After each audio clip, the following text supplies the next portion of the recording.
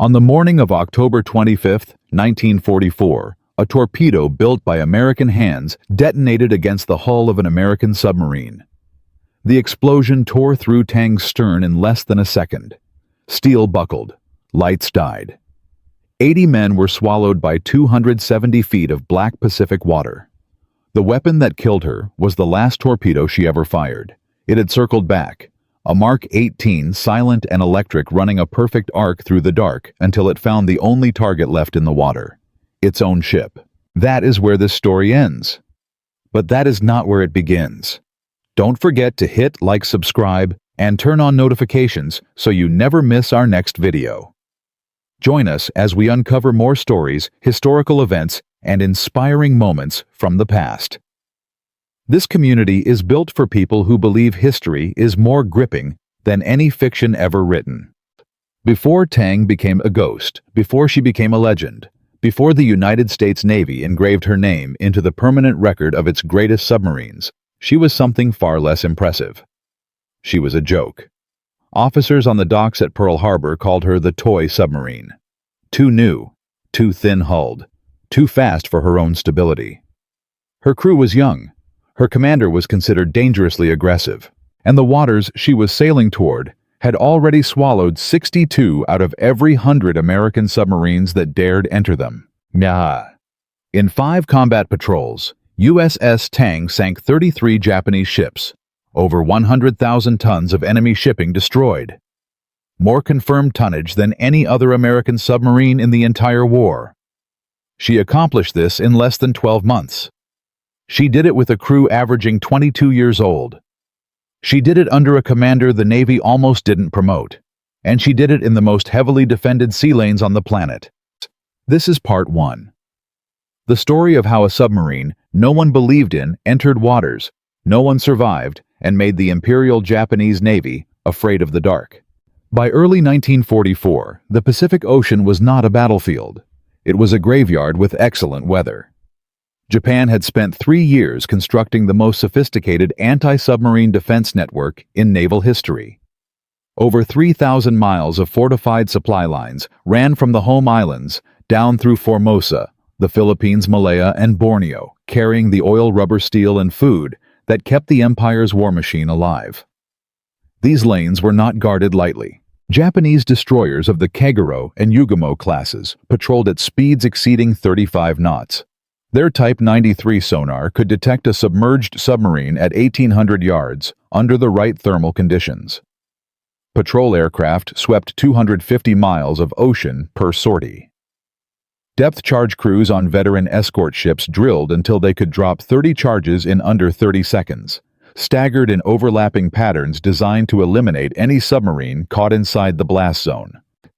American commanders called this corridor the absolute defense zone. The casualty rate for U.S. submarines entering it was 62%. That is not a statistic. That is a death sentence with naval formatting. For every 10 submarines sent into Japan's supply lines, 6 never came back. The ones that returned often came back damaged, their crews, shaken their hulls, stressed past safe operating limits. The ones that didn't return left nothing behind. No wreckage. No distress signals. No survivors. Just silence where a submarine used to be. The United States needed to break those supply lines. Without oil from Borneo, Japan's carriers could not move. Without rubber from Malaya, its vehicles stopped rolling. Without food from Indochina, its garrison troops starved. Every barrel of petroleum, every ton of rice, every shipment of raw steel that reached Japanese ports extended the war by days and cost American lives. Strategists in Washington understood this. Fleet commanders in Pearl Harbor understood this. But understanding a problem and solving it are separated by one uncomfortable reality. Someone has to go into the water and do the killing. The submarines being sent were adequate. The doctrine governing them was not. Standard U.S. Navy torpedo firing protocol recommended launching from beyond 3,000 yards. Safe distance. Manageable risk. The problem was that Mark 14 and Mark 18 torpedoes failed at catastrophic rates. Magnetic exploders triggered prematurely. Gyroscopes drifted off course. Depth control mechanisms ran weapons too shallow or too deep. A torpedo fired from 3,000 yards against a maneuvering target, armed with an unreliable exploder running on a gyro with known drift issues, had a devastating probability of missing entirely. Submarines were expending their entire loads on convoys and coming home with nothing to show for it except stress fractures and dead crewmates. Ging. The Navy knew the torpedoes were defective. The fixes were slow. The war was not. Into this specific documented strategically critical disaster walked a lieutenant commander named Richard Hetherington O'Kane. And nobody on the pier at Pearl Harbor was glad to see him go. Mao. O'Kane was not an unknown. He was something more complicated than that. He was known extremely well, and what people knew about him made senior officers deeply uncomfortable. He had served as executive officer aboard USS Wahoo under Commander Dudley Morton, and Wahoo under Morton had been the most lethal submarine in the Pacific. In a single patrol, in January 1943, Wahoo penetrated Wewak Harbor in New Guinea, a location Japanese commanders considered impossible for an American submarine to reach, and sank a destroyer, a transport, and 2 freighters in a single engagement. In a subsequent patrol, Wahoo sank 9 ships totaling over 20,000 tons in 12 days. Morton and O'Kane had conducted attacks at ranges other commanders refused to approach, closing inside 900 yards, while doctrine recommended 3 times that distance. Firing spread so aggressive that Japanese lookouts reportedly saw torpedo wakes before the explosions. Wahoo vanished in October 1943 in the Sea of Japan. No cause was ever officially confirmed. Morton and his crew were gone. O'Kane survived because he had transferred to new assignment before the final patrol. The Navy now had to decide what to do with a man who had proven that suicidal aggression worked, had watched it work, had helped engineer it, and who showed absolutely no signs of moderating his approach now that he had his own command. The answer was USS Tang. New construction. Commissioned August 15, 1943. Palau class, with modifications that made her faster and more maneuverable than most fleet boats, capable of over 20 knots on the surface. Reload time for her torpedo tubes was 6 minutes under optimized drill conditions compared to the standard 10. Her diving time was faster, her engines cleaner. On paper, she was extraordinary. In reality, she was 9 months old and had never fired a shot in anger, crewed largely by men who had never heard a depth charge go off underwater. The officers on the Pearl Harbor dock looked at Tang and saw a liability. Too new, too light, too fast for its own good. The hull was thinner than older Gato-class boats. She carried fewer torpedoes than heavier submarines. Her captain was a man who considered 900 yards a comfortable firing range and regarded Navy doctrine as a suggestion. They gave him the boat anyway because O'Kane had one quality that outweighed every concern. He could read a convoy the way a card player reads a table pattern, by pattern, rhythm by rhythm, extracting probability from chaos while other men were still reacting to the last thing that had already happened. On the morning Tang left Pearl Harbor, electrician's mate Henry Schwartz, 21 years old, wrote a single sentence in his pocket journal. "We are heading where the charts say we should not go." He was not being dramatic. The operational maps literally marked their destination in red. High casualty concentration, convoy density, air patrol intersection, destroyer nests, the absolute defense zone, the place where submarines went to die. O'Kane stood on the bridge at 6:15 in the morning and looked at the horizon the way a man looks at something he has already decided belongs to him. He had spent years learning the geometry of this war. He knew that Japanese anti-submarine doctrine was built on assumption that an American submarine would behave like an American submarine, cautious, deep-running, respectful of distance, disciplined by doctrine. He intended to behave like nothing they had prepared for. At 8:10, barely 2 hours into the patrol, Tang picked up a Japanese H-8K Emily flying boat, one of the most capable maritime patrol aircraft in the world, cruising at over 180 knots with trained veteran crews scanning the ocean surface. O'Kane ordered a crash dive. Tang dropped from surface to periscope depth in less than 50 seconds. The Emily passed overhead at 0814, missing them by under 2 minutes. O'Kane surfaced again at 0902 and kept Tang moving in a straight line directly toward enemy territory. No evasive maneuvers, no delays, no adjustments to avoid patrol routes. It was a deliberate statement. When sonar operator Bill Mercier whispered to a shipmate at 0916, asking why they were driving straight toward the enemy fleet, O'Kane's answer cut across the control room without him turning his head. Because they don't expect a toy submarine to attack their pride fleet. By 11:40 that morning, Tang was officially inside Japanese operational waters. She had crossed every boundary that American naval doctrine recommended against crossing. She had done it at high speed on the surface in daylight, with a crew whose average age was closer to college sophomore than combat veteran. O'Kane spent the afternoon hours running his crew through drills that revealed everything about his philosophy. Battle surface readiness in under 30 seconds. Torpedo reload in 6 minutes.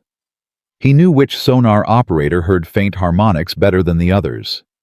He knew which machinist's mate had spent 3 years before the war handling steel tolerances measured in thousandths of an inch. He moved sailors into positions that matched their instincts rather than their official training designations, because in combat, the man who could hear the difference between thermal distortion and a hull echo was more valuable in the sonar room than whatever rank structure suggested he belonged somewhere else. At 2:50 in the afternoon, O'Kane sat alone at the plotting table and sketched attack vectors on tracing paper. Every single one involved Tang closing inside ranges that established doctrine forbade.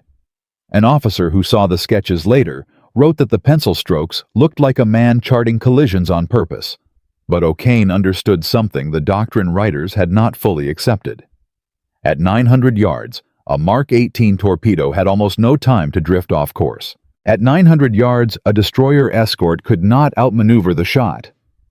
At 900 yards, a submarine commander could read the rhythm of a ship, its turning habits, its convoy spacing the specific way its bow rose on a swell before it committed to a course change. Distance was safety in the doctrine manual. Distance was failure in every engagement O'Kane had survived. At 4:14, he paused before descending from the conning tower and said something quietly to the men at their stations. "We are not here to survive. We are here to change the war's mathematics." The sentence moved through Tang faster than a general alarm. Men exchanged glances in the red-lit compartments. A commander who said that did not intend a cautious patrol. A commander who said that intended to either make history or contribute to the Pacific's growing collection of silent graves. By evening, sonar was picking up propeller echoes. Heavy, slow, deep.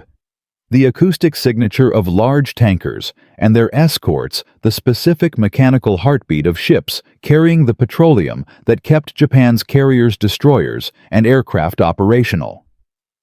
O'Kane didn't alter course toward safety.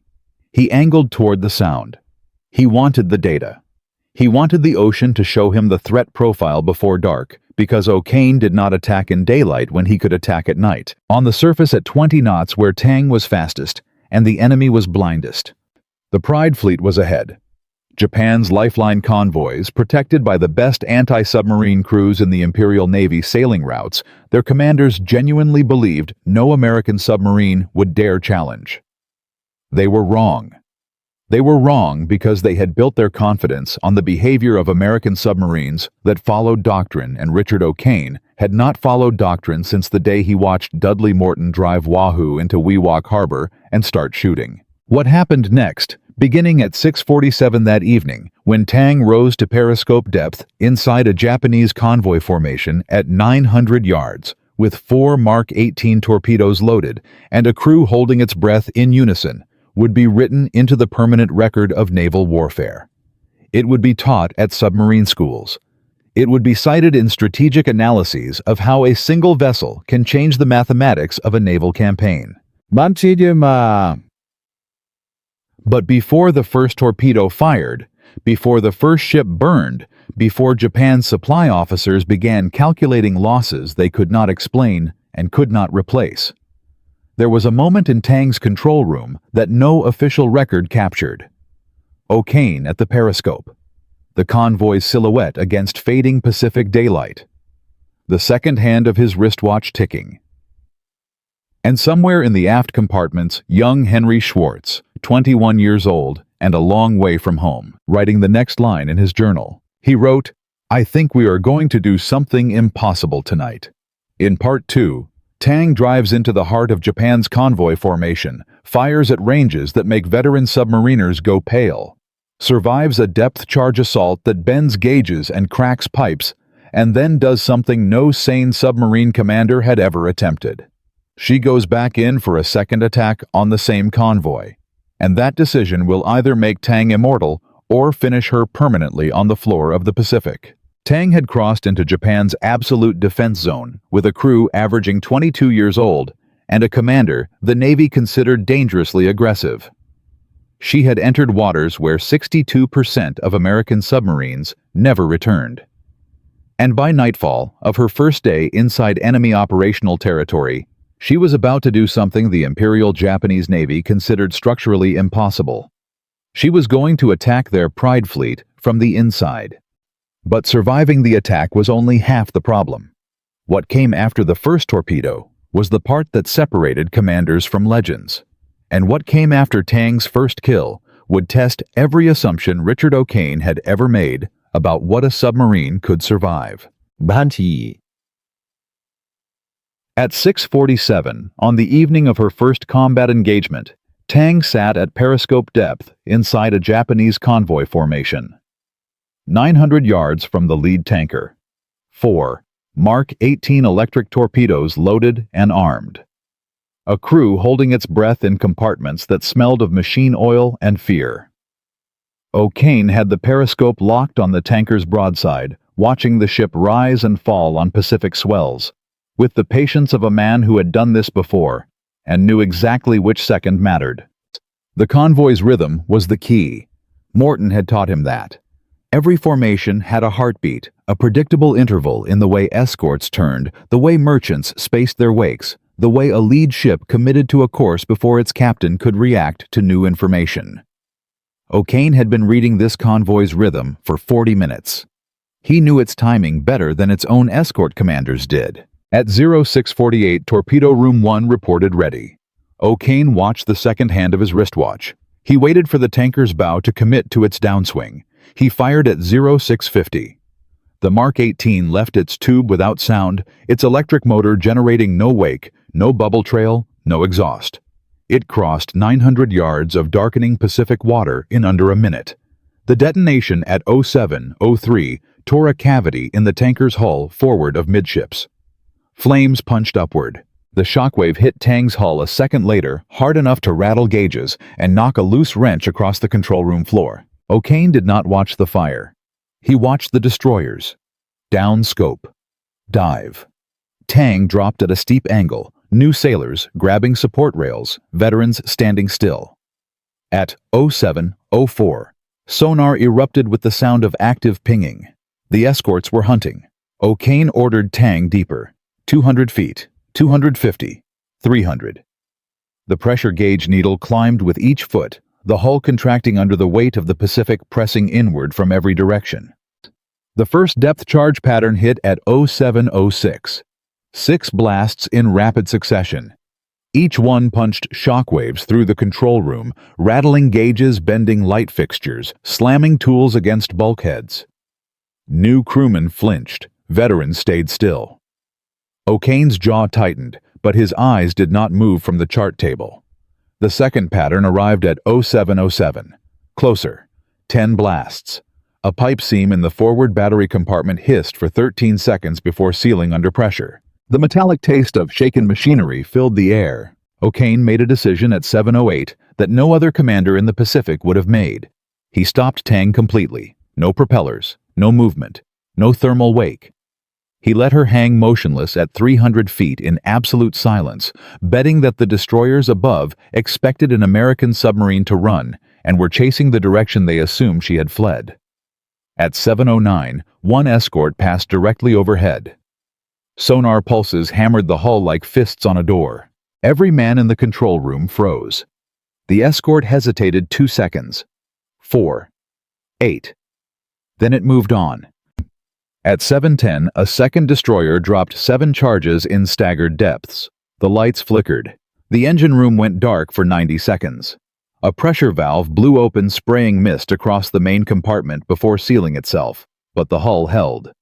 At 07:12, as the escorts shifted their search pattern outward, O'Kane whispered ahead 1/3, and Tang slid through the deep like a shadow moving through darker shadow. At 7:14, the ocean stilled, and through the sonar, Mercier heard it. The long, low groan of a ship dying. The tanker was gone.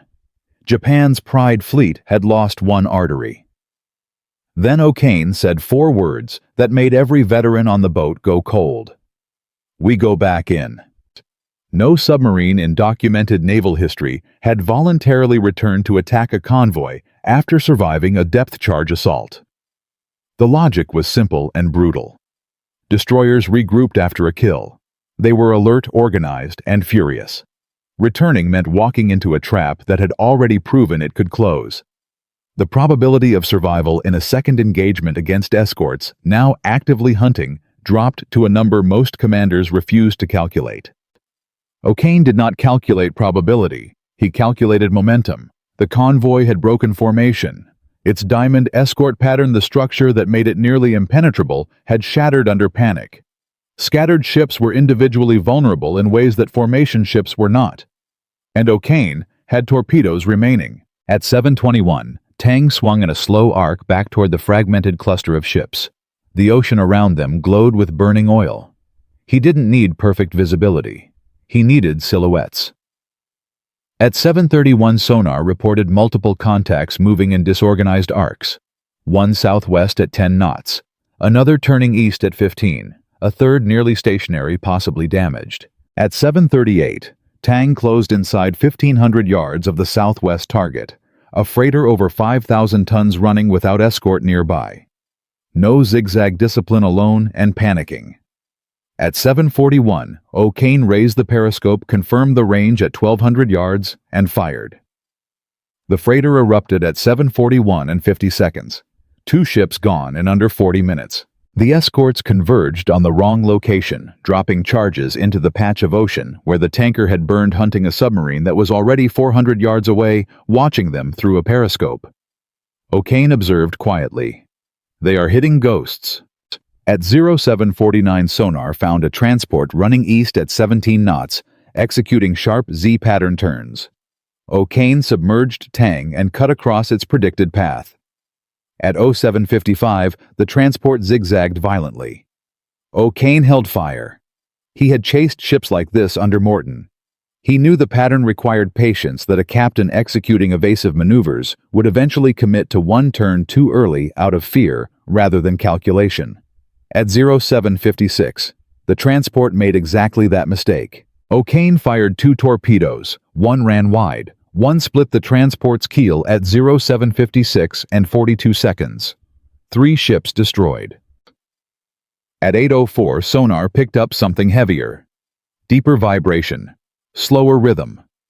8,000 tons, possibly more, a large tanker pushing north at 14 knots with no escorts visibly close to its flank. They had scattered too far, trying to cover too much ocean. O'Kane angled Tang into a parallel pursuit and fired a 4-torpedo spread at just under 1,000 yards at 08:12. The first detonation hit dead center at 08:12 and 50 seconds. The second struck the aftersection at 08:12, 13 and 30 seconds. The tanker buckled. Within 4 minutes, its stern was underwater. Were 4 ships. Over 20,000 tons of Japanese shipping destroyed in less than 90 minutes. The Pride fleet was bleeding in the water. Japan's fuel corridor, the artery feeding its carriers and destroyers across the entire Pacific theater, had just been severed in 4 places by a submarine the Navy had nicknamed a toy. But O'Kane wasn't finished. At 08:40, sonar detected a crippled freighter trailing smoke at 2 knots, trying to hide among burning slicks. At 08:47, Tang surfaced 1,800 yards away and ran at high speed across the glow of firelight. O'Kane climbed to the bridge, Waves crashed over the bow. Flames reflected off the steel of the forward deck.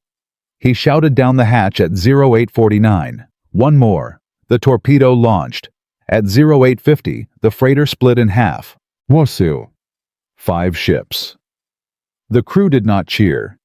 They stared into the flames in silence because they understood what those burning hulks meant. They had entered the absolute defense zone. They had killed 5 ships in a single night.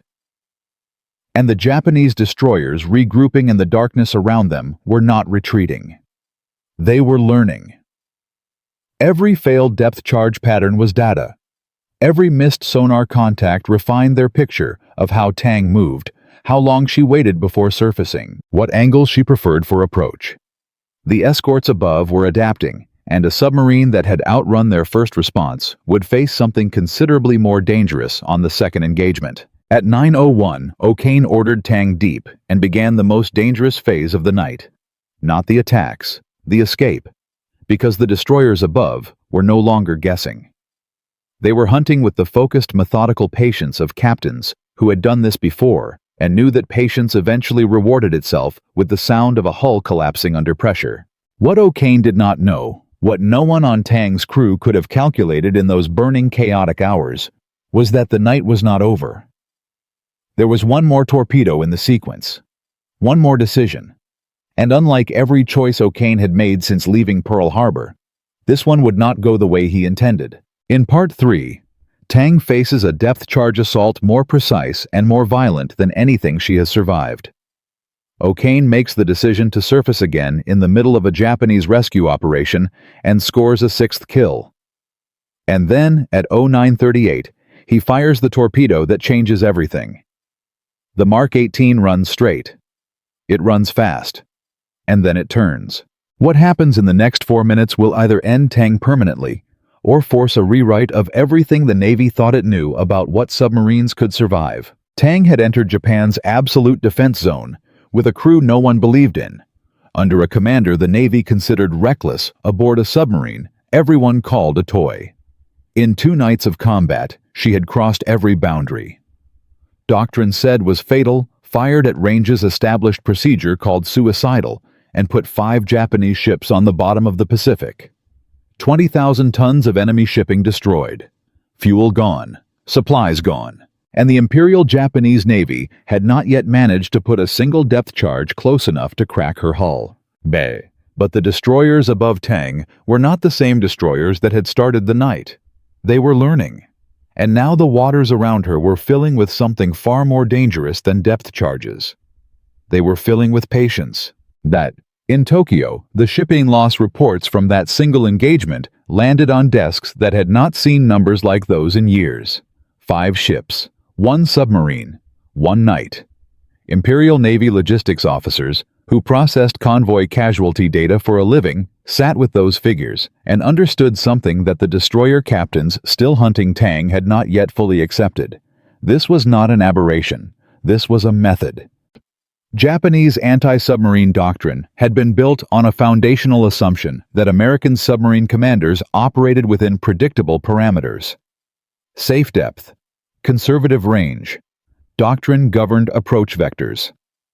The Type 93 sonar and the depth charge patterns of Japan's escort forces had been optimized against exactly that behavior.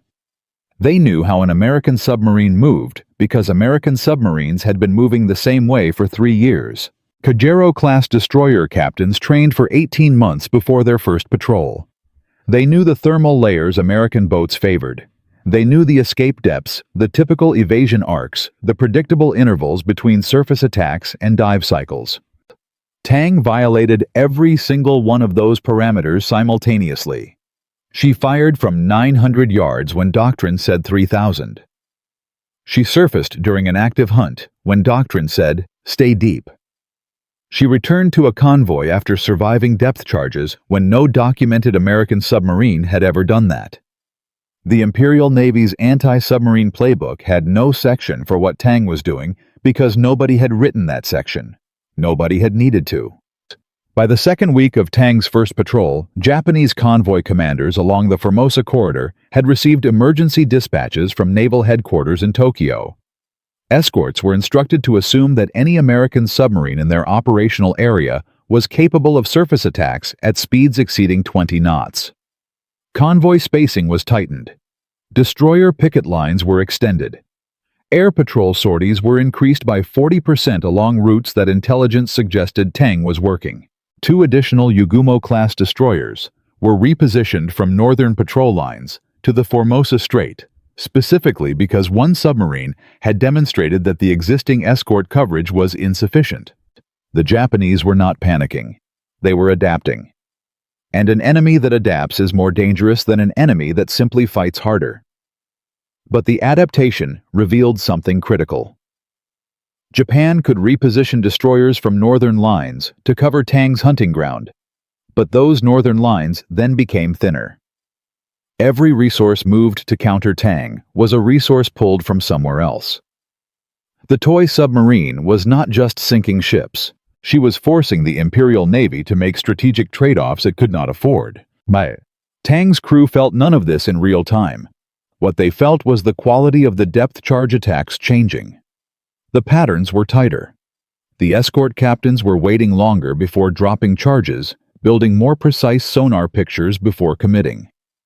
One run on Tang's second engagement in the patrol corridor lasted 22 minutes of continuous active pinging before the first charge dropped a patience that earlier escorts had not displayed. O'Kane recognized the shift immediately. "They are getting smarter," he told his executive officer, "which means we have to get faster." And the problem was that faster created its own crisis. Tang's 6-minute torpedo reload was already the fastest in the Pacific submarine fleet, but speed under pressure produced errors. During the 4th patrol engagement, a Mark 18 was improperly secured during a high-angle dive, executed to evade a closing destroyer. The weapon shifted in its rack. The resulting mechanical stress bent a guidance component in a way that was not immediately visible to the crew. The torpedo was fired anyway. It ran erratic. It missed. And the second torpedo in the same spread, fired from closer range to compensate, failed to detonate on impact, a depth control fault that sent it running beneath the target's keel without triggering. Why? 2 torpedoes wasted on a ship that should have been a guaranteed kill. O'Kane stood at the chart table afterward and did the math nobody wanted to do out loud. Tang carried a finite number of weapons. Every missed shot was not just a lost opportunity. It was a reduced capacity for every subsequent engagement. And Tang was operating deep inside enemy territory with no resupply possible, no support available, no margin for error that the mechanical failures of the Mark 18 kept eating into without apology. Some of the younger crew members began doing their own math. They had survived 5 confirmed kills. They had survived depth charge patterns that had bent gauges and cracked pipe seams. They had survived encounters that should have ended them before they started. But survival in the Pacific had a statistical ceiling that everyone on the boat understood, even if nobody said it. Every patrol that went in came back damaged or didn't come back at all. Tang had been extraordinarily lucky. Luck was not a sustainable operational resource. O'Kane heard the whispered calculations. He did not dismiss them. He used them. In a submarine, doubt that goes unaddressed becomes paralysis. Doubt that gets acknowledged and then overridden by a specific, actionable plan becomes fuel. He gathered the crew and told them something blunt. Every torpedo we waste is one more day Japan's oil moves. Every day Japan's oil moves is more Americans dying somewhere else in this ocean. We are not here to be careful. We are here to be precise. Those are different things. The distinction mattered. Careful meant conservative. Precise meant aggressive with discipline. Tang was going to be the second thing. On the night of October 10, 1944, Tang located the largest convoy she had ever engaged.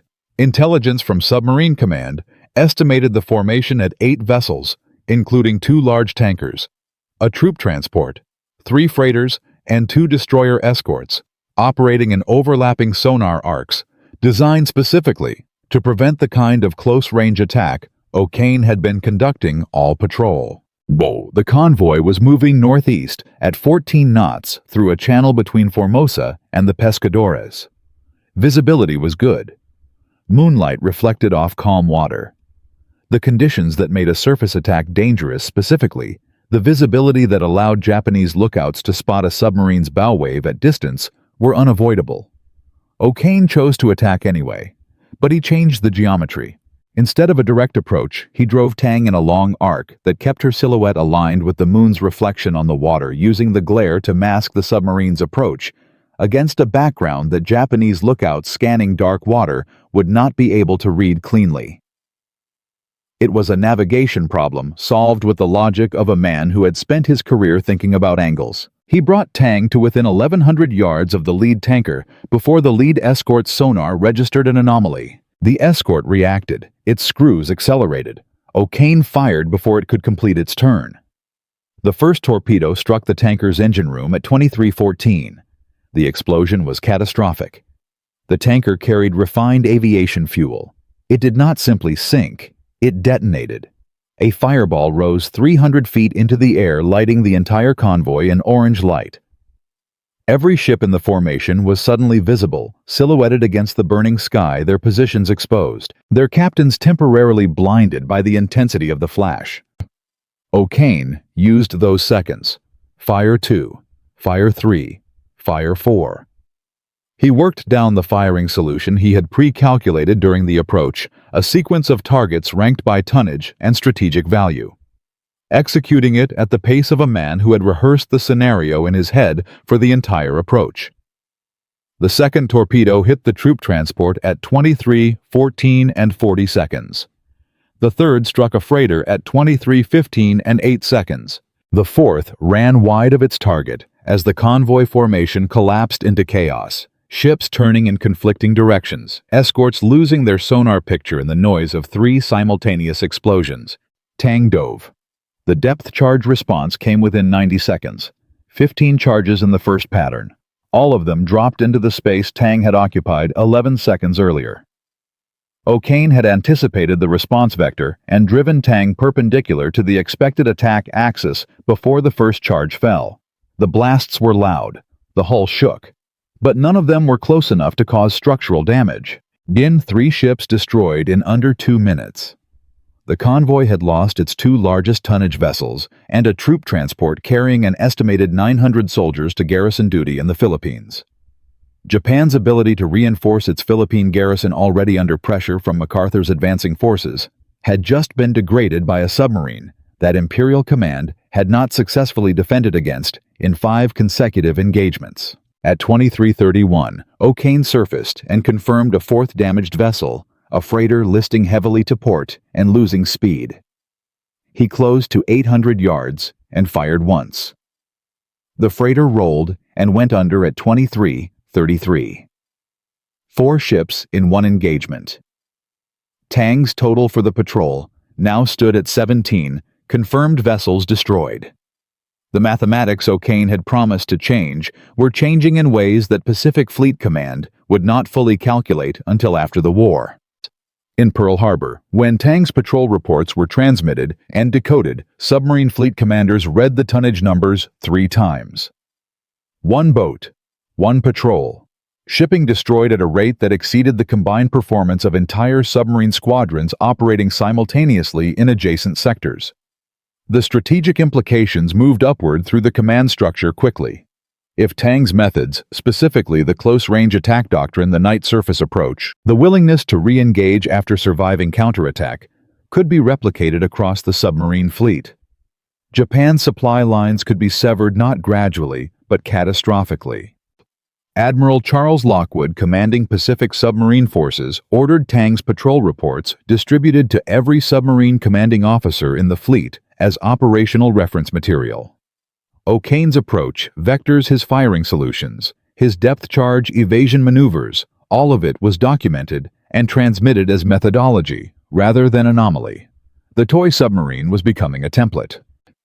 Japanese convoy losses in the Formosa corridor increased 43% in the 3 months following Tang's operational period as other submarine commanders began applying variations of O'Kane's close-range doctrine.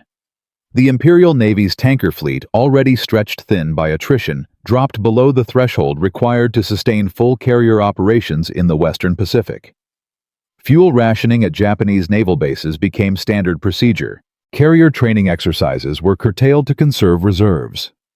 The chain reaction that began when one submarine fired at 900 yards instead of 3,000 was propagating through the entire Japanese war machine in ways that no single event could normally produce. O'Kane received the Navy Cross for the first patrol. The citation described his actions in the language military commendations use controlled formal, careful with superlatives. What it did not capture was the specific quality that made Tang different from every other submarine that entered the absolute defense zone. It was not courage. Courage was common in submarines. It was not skill. The Pacific was full of skilled commanders. It was the willingness to treat doctrine as a starting point rather than a ceiling. To look at the rules of engagement and ask not whether to follow them, but whether following them was actually the best way to win. That question, asked by a lieutenant commander on a submarine the Navy had nicknamed a toy, was in the process of rewriting how the United States conducted undersea warfare. But the story of Tang was not finished. It had one more chapter. And that chapter did not involve a Japanese destroyer. It involved Tang's own torpedo running in a circle through dark water, closing at 40 knots on the submarine that fired it. What happened to O'Kane after the Mark 18 struck Tang's stern, how 9 men survived 270 feet of Pacific Ocean, and what the Navy did with the lessons that cost 80 men their lives, is the final chapter of a story that most history books end too early. Because the most important thing about Tang is not how she fought. It is what she proved was possible, and what that proof eventually cost the men who demonstrated it. Tang had entered Japan's absolute defense zone as a toy submarine. Nobody believed in, commanded by an officer, everyone considered too aggressive, crewed by sailors averaging 22 years old. She crossed boundaries that doctrine said were fatal, fired at ranges that manuals called reckless, survived depth charge assaults that should have ended her, and put ship after ship on the bottom of the Pacific, using methods no one had written down, because no one had thought they were survivable. She changed the mathematics of undersea warfare in a single patrol. And then her own torpedo came back and killed her. Dead. But the man who commanded Tang did not die with her. And what happened to Richard O'Kane after the Pacific swallowed his submarine is the part of this story that most accounts end before reaching. On the night of October 25, 1944, 9 men survived the sinking of USS Tang. O'Kane was among them, blown clear of the bridge by the explosion of the circling Mark 18, pulled from the water by Japanese forces after hours in a Pacific, covered with burning oil from the convoy Tang had just destroyed. The survivors were taken aboard a Japanese destroyer, the same class of ship Tang had spent months evading and outmaneuvering, and transported to a prisoner of war facility in Japan. The irony was specific and documented. The Japanese sailors who pulled O'Kane from the water were survivors themselves, men from ships Tang had sunk earlier in the same engagement. They knew what they had fished out of the ocean. They knew the submarine that had killed their shipmates was the same one now lying on the seafloor 270 feet below them. What passed between O'Kane and those sailors in the hours after his capture was never fully recorded. What O'Kane said later, in the formal debriefings that followed liberation, was characteristically brief. They were professional. They were angry. I understood both. O'Kane spent the remainder of the war in Ofuna and Omori, prisoner of war camps facilities that American prisoners described in terms that the Geneva Convention would not have approved. The treatment was harsh. The conditions were deliberately degrading. O'Kane endured it with the same quality that had defined his command of Tang, not stoic acceptance, but active calculating resistance. He organized prisoners. He maintained structure. He gathered information. He treated captivity the way he had treated convoy engagements, as a problem with a solution that required patience and precise execution to reach. He was liberated in August 1945 when Allied forces reached the camps following Japan's surrender. He had lost significant weight. He had been beaten on multiple occasions. He had watched men die from conditions that adequate food and medicine would have prevented. He walked out of Omori with the same bearing, according to witnesses, that he had carried onto the bridge of Tang every time the periscope went up. One fellow prisoner wrote that O'Kane never looked like a man who had lost. He looked like a man who had been temporarily delayed. The Medal of Honor was awarded to Richard O'Kane in 1946. President Truman presented it personally. The citation covered Tang's fifth and final patrol, the engagement that destroyed multiple ships in the Formosa Strait and ended with Tang's sinking. O'Kane stood in his dress uniform and received the highest military decoration, the United States awards, and the men who had called his submarine a toy and his methods suicidal were no longer in positions that allowed them to say either of those things out loud. The officers who had whispered on the Pearl Harbor dock in early 1944, who had shaken their heads at the thinness of Tang's hull and the youth of her crew and the dangerous aggression of her commander, had been overtaken by the documentary record. Tang's confirmed kills across 5 patrols stood at 33 ships, over 100,000 tons of Japanese shipping, more than any other American submarine in the war. The toy submarine was the deadliest undersea vessel the United States Navy had ever put in water, measured by the only metric that mattered in a war results. O'Kane retired from the Navy in 1957 at the rank of Rear Admiral. He wrote a memoir titled Wahoo, covering his time as executive officer under Dudley Morton, and a second book titled Clear the Bridge, documenting his command of Tang. Both books became foundational texts for anyone trying to understand how undersea warfare actually functioned in the Pacific as opposed to how doctrine said it was supposed to function. He lived until 1994, dying at 83 years old in Petaluma, California. He had outlived the Imperial Japanese Navy, the absolute defense zone, the Mark 18 torpedo that sank his submarine, and every officer who had told him his methods would get his crew killed. The methods themselves did not die with Tang. They spread. The close-range attack doctrine that O'Kane had demonstrated across 5 patrols, the willingness to engage inside 1,000 yards, to use surface speed as a tactical asset, rather than an emergency escape capability, to re-engage convoys after surviving counterattack was formally incorporated into U.S. submarine training doctrine by 1945. Every submarine commanding officer who went through training in the final year of the war learned O'Kane's approach vectors as standard methodology rather than aberration. The downstream effects were measurable and enormous. American submarine operations sank approximately 55% of all Japanese merchant shipping destroyed during the war, representing over 5 million tons of cargo capacity eliminated. Japan's oil imports, which had run at roughly 40 million barrels per year in 1941, fell to near zero by mid-1945 as the submarine campaign progressively strangled the supply lines. Tang had first demonstrated could be penetrated. Japanese carrier aviation, which had required massive fuel reserves for training and operations, was effectively grounded by late 1944, not because American fighters shot down Japanese planes, but because Japanese pilots could not get adequate flight hours without fuel that submarines had prevented from reaching the home islands.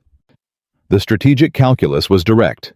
O'Kane's methods replicated across the submarine fleet following Tang's patrol reports accelerated the collapse of Japan's ability to sustain offensive naval operations by an estimated 6 to 8 months, according to post-war strategic analysis. 6 to 8 months in a war that was costing thousands of lives per month represented a number of human lives saved that cannot be calculated with precision, but can be understood in scale. The toy submarine's legacy was not 33 ships on the Pacific floor. It was every operation that did not have to happen because Japan ran out of the resources to fight it. The principle O'Kane demonstrated has not aged. It has replicated itself across every generation of military innovation since 1945, in different forms, with different technologies, carrying the same essential logic. The rules that govern how a system operates are built from the assumptions of the people who designed the system. When the assumptions change, the rules that derived from them become liabilities rather than protections. The commander who understands this and acts on it before the institution updates its documentation holds a temporary but decisive advantage over every adversary, still following the old logic.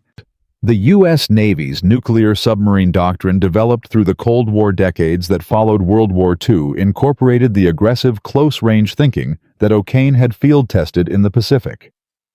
Submarine commanders trained in the 1960s and 1970s studied Tang's patrol records alongside technical manuals.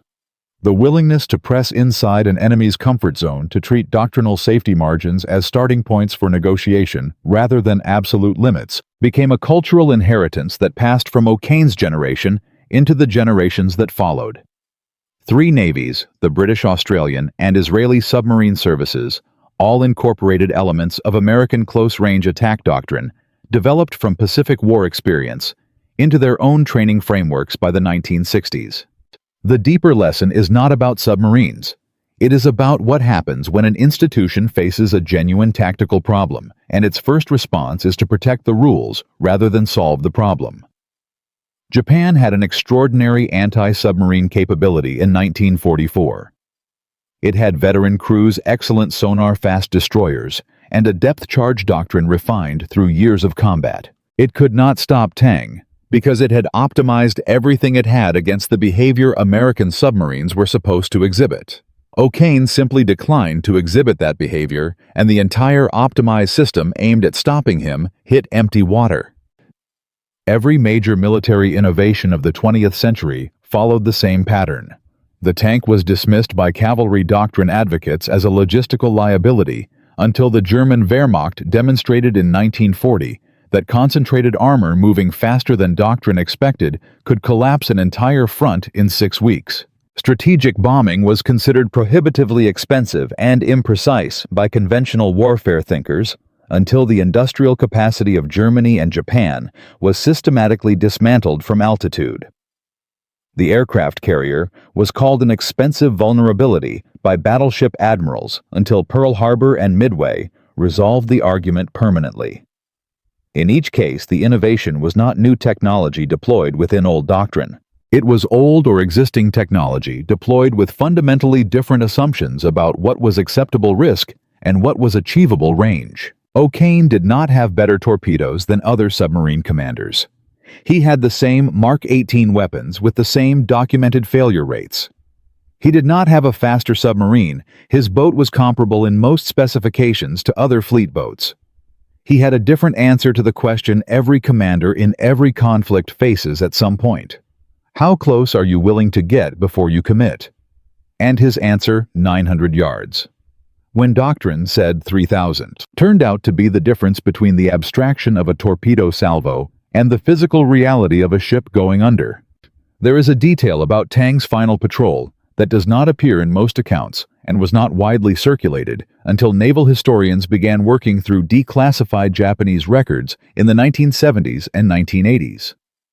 Japanese convoy commanders in the Formosa Strait had by October 1944 developed a specific tactical instruction for their escorts regarding the submarine. They could not identify by name, but had cataloged by behavioral signature.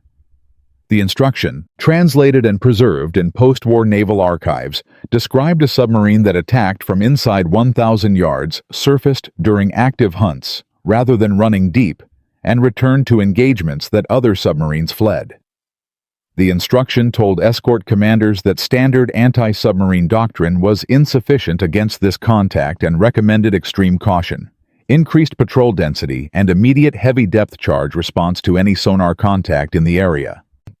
The Imperial Japanese Navy had written a specialized tactical bulletin about Tang. They did not know her name. They did not know her commander. They knew only that something was operating in their waters that their rules had not been designed to stop. And they were right. Their rules had not been designed to stop it because the man commanding it had decided the rules were wrong. That bulletin, filed in Japanese naval archives, translated decades later, and quietly noted in the footnotes of academic naval histories, is the most complete tribute Tang ever received from an enemy that had every reason to diminish what she had accomplished. The Imperial Navy did not call her a toy submarine. They called her a threat without an adequate countermeasure. From a submarine, The Navy mocked as too thin, too fast, and too new, commanded by an officer they considered dangerously aggressive. Tang sank 33 ships, drove Japan's fuel supply toward collapse, and forced the most sophisticated anti-submarine force in the Pacific to rewrite its operational doctrine around a single vessel it could never quite catch. Richard O'Kane proved that the distance between a suicidal idea and a correct one is often nothing more than the willingness to close the range and find out. And because of what he proved in ways that cascade forward through decades of naval thinking and outward through the strategic consequences of Japan's resource strangulation, the war in the Pacific ended sooner at a cost that was lower than it would have been, by a margin that cannot be precisely named but can be honestly acknowledged as the legacy of one submarine that everyone agreed had no chance. The most dangerous weapon in the Pacific was the one nobody took seriously until it was already inside 900 yards and the torpedoes were already running.